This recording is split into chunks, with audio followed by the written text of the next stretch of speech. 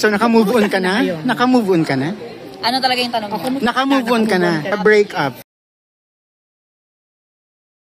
Okay. So, parang ibang Barbie to. Although, hindi ka pa rin naman kontrabida, walang ganon, pero parang ibang atake, ano po ito? Mas palaban,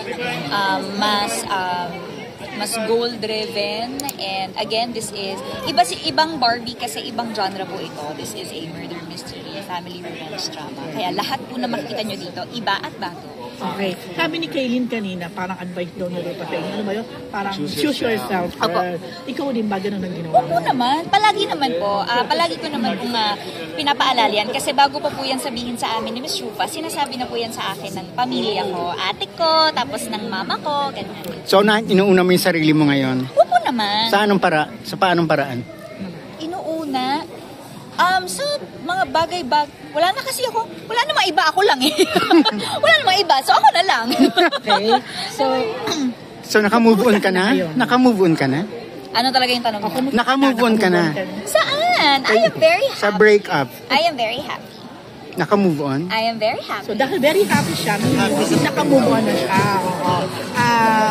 So pag naisip mo ngayon, it's a right decision.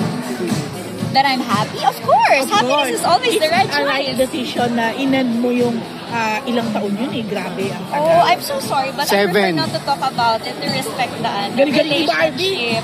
Pero I'm very happy right now. Aral na aral! Aral na aral! Why are you happy, Barb? Right. My gosh, grabe. I have a horror film coming up, P77. It will be shown on just a day before my birthday. And now I have a show, Beauty Empire, with Kaylin Alcantara and Miss Rufa Gutierrez. I will also have another movie coming up, Contrabida Academy on Netflix. This July din po yan. So I have a lot of things going on. And my birthday is also coming up. So grabe, hindi pa nagbo-birthday, ang dami ng regalo agad. So pareho kayong single ni Kaylin. Ano na pag-usapan niyo sa dressing room? Maraming bagay. Ang dami namin gustong puntahang mga cafes, restaurant. Yun yung ginawa namin sa Korea. Nag-explore kami ng mga cafe. Nagpunta kami sa isang parang cafe na nakita namin sa Myeongdong. Tsaka ang unang-una ko talagang hinanap pagdating ko sa Korea, si Kaylin. Kasi nagsamgyupsal talaga kami sa Myeongdong. Kung may mga love life din kayo pinag-usapan, kayo dalawa, since pareho din kayong mga Of course, we talk about love life because we love our life. Hindi, of course, yung mga... Serang drug ka dahil ikaw mga Barbs, tumatanggap ka ngayon ng mga suitors, tumatanggap ka na, nag-entertain ka na naman ng libigan. Honestly, wala po talaga. Tuloy kong beto yung totoo yun, wala exception. Wala po, wala naliligaw. Pero you're open. I am still enjoying my time, but I am open to meet people kasi ang saya palang maging outgoing, diba? To be more out there, ang sarap tumakbo sa labas, ganyan.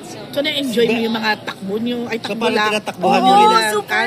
Parang tinatakbuhan mo rin yung mga tanong namin. Hindi ako tumatakbo.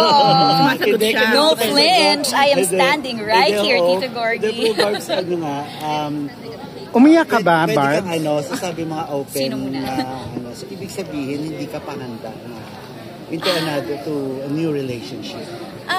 Siguro po dahil marami lang din po talagang ginagawa pa rin ngayon. Siguro when I have more time to think about it, and syempre para hindi rin ako maging selfish when I have more time to spend, diba? Why not? Pag naalala mo siya, iniyakan mo siya? Ha? Iniyakan mo si Jack? Marami akong iniiyakan. Nakita niyo yung eksena namin kanina. Nakita ko yung kapatid ko. Ilang beses akong umiyak. Pati yung nanay ko, nung nalaman ko na meron siyang dementia. Nanghinayang ka? Umiyak din ako. Nanghinayang ka?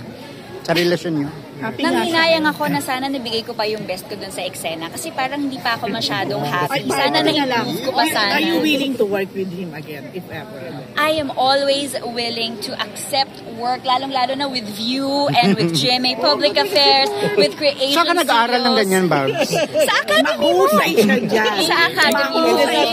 Barbs, last na lang, sabi ni Rufa kasi, sabi